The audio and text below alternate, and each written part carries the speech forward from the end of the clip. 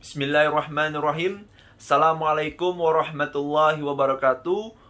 Perkenalkan, nama saya Firjatullah Yufar dari Fakultas Psikologi Universitas Jenderal Ahmad Yani dengan NIM 711191140. Pada kesempatan kali ini saya akan membawakan menjelaskan tentang psikologi fungsi mental tinggi. Materinya yaitu tentang memori. Memori yaitu penyimpanan informasi melalui proses encoding, storage, dan retrieval. Pertama, encoding yaitu proses penerimaan input sensorik, segala sesuatu dan stimulus, suara, gambar, atau melalui dua indera, dan mengubahnya ke dalam suatu bentuk atau kode yang dapat disimpan. Kedua, yaitu storage, proses penyimpanan informasi ke dalam memori. Yang ketiga yaitu retrieval, yaitu proses pengambilan informasi saat dibutuhkan. Saya akan menjelaskan tentang tipe-tipe memori berdasarkan penyimpanan atau storage-nya. Model proses informasi dalam memori menurut Atkinson dan Shiffrin 1968. Yang pertama ada sensory memory. Sensory memory yaitu penyimpanan informasi dari lingkungan dalam bentuk sensori asli untuk waktu yang singkat. Informasi diperoleh dari penginderaan. Informasi juga yang diperoleh sangat detail, namun mudah hilang jika tidak diproses menjadi short atau long term memory. Dua bentuk memori, yaitu yang pertama ada iconic memory atau auditory, yaitu tentang pendengaran. Yang kedua iconic memory visual, yaitu tentang penglihatan. Yang kedua saya akan menjelaskan tentang short term memory. Informasi ini diambil dari sensory memory melalui proses rehearsal dan atensi.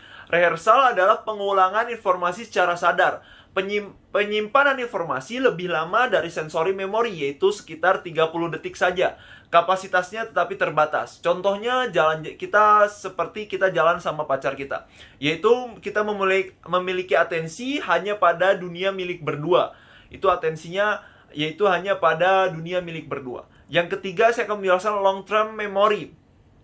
Informasi berasal dari short term memory. Waktu penyimpanan lebih dari 30 detik sampai seumur hidup. Jadi kita logika saja, long term itu long yaitu artinya panjang. Jadi kita bisa menyimpan memori kita dengan jangka waktu yang panjang.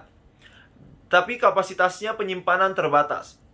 Selanjutnya saya akan menjelaskan dengan storage. Storage yaitu mengacu pada bagaimana informasi itu bisa dipertahankan dari waktu ke waktu dan bagaimana hal itu dipresentasikan di dalam memori. Jadi kita mengacu biar memori itu bisa dipertahankan dari waktu ke waktu dengan jangka waktu yang panjang.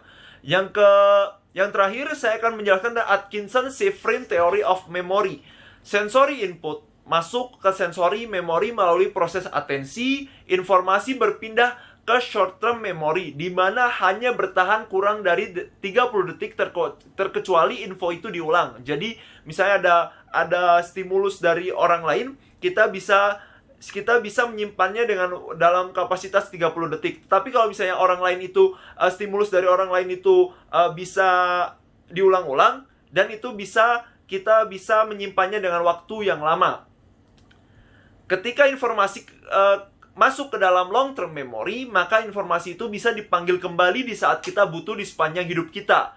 Jadi penjelasannya yaitu long term memory yaitu kita menyimpan memori dengan waktu yang panjang. Jadi kita harus sewaktu-waktu kita harus mengingat kita bisa mengingatnya kembali atau dipanggil kembali.